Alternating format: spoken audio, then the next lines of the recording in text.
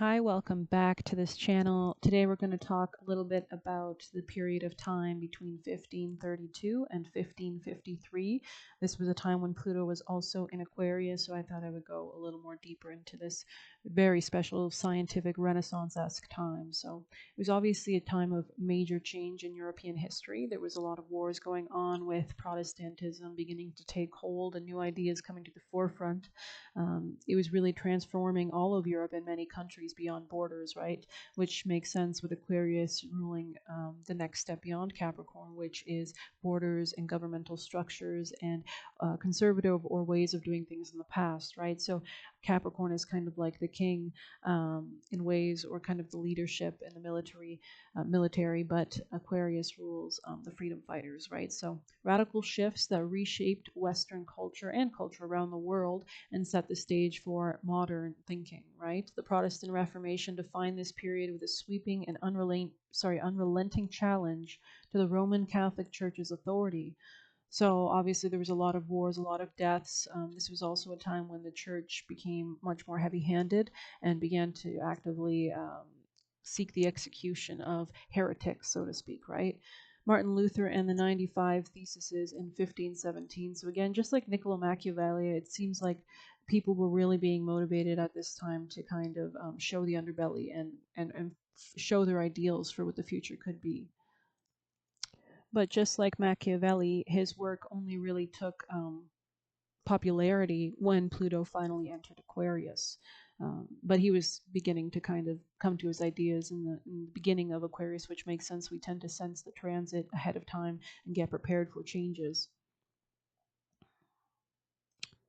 Luther condemned the church's indulgence practices and argued that faith alone, rather than good works, was the path to salvation. So you can see we're kind of expanding beyond Capricorn ideas of hard work and work and work and slave away, and only those at the top can enjoy the luxuries, right? We're kind of beginning to see that where the corruption of that is and how we can evolve beyond it in the future.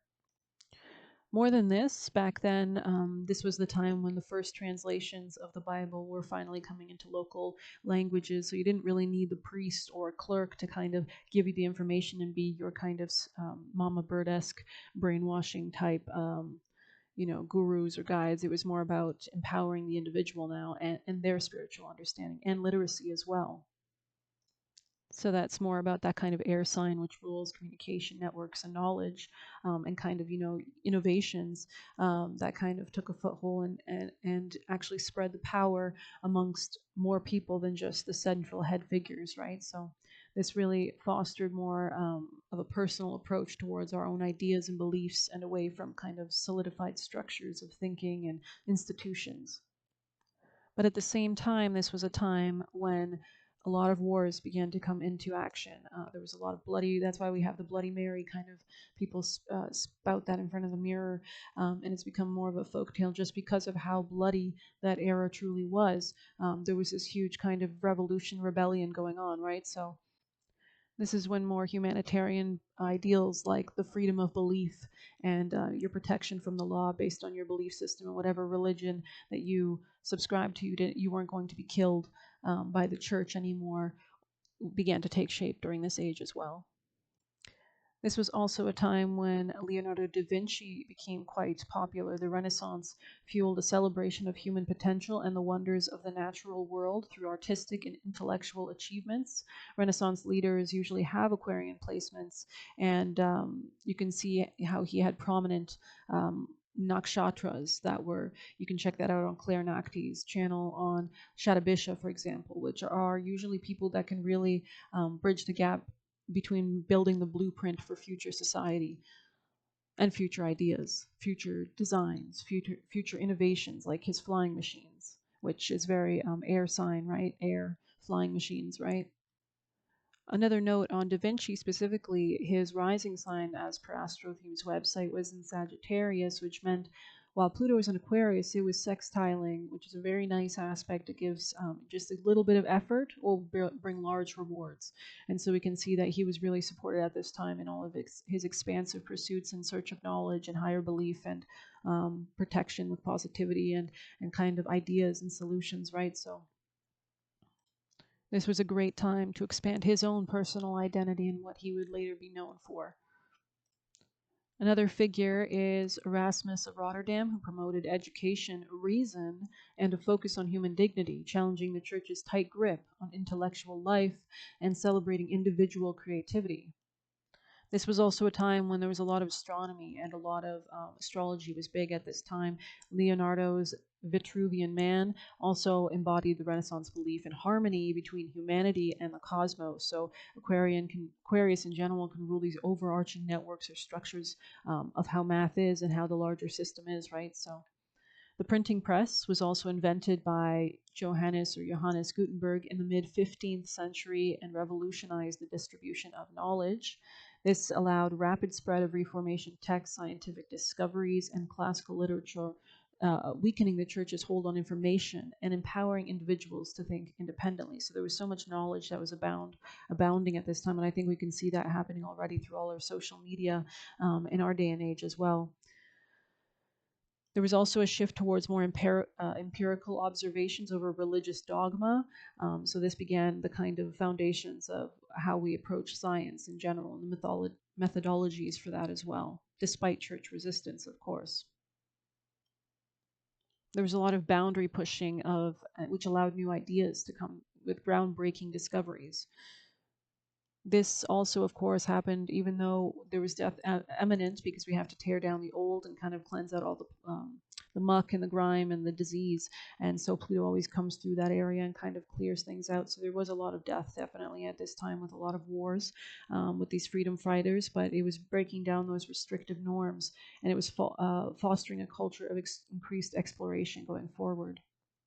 This was also a time, as we know, Pluto rules the occult. So this was a time of a resurgence of mysticism and occult esoteric ideas, things that were kind of breaking or even exposing things that were being kept repressed by the church, right? So kind of the foundation of where the church even got their knowledge from.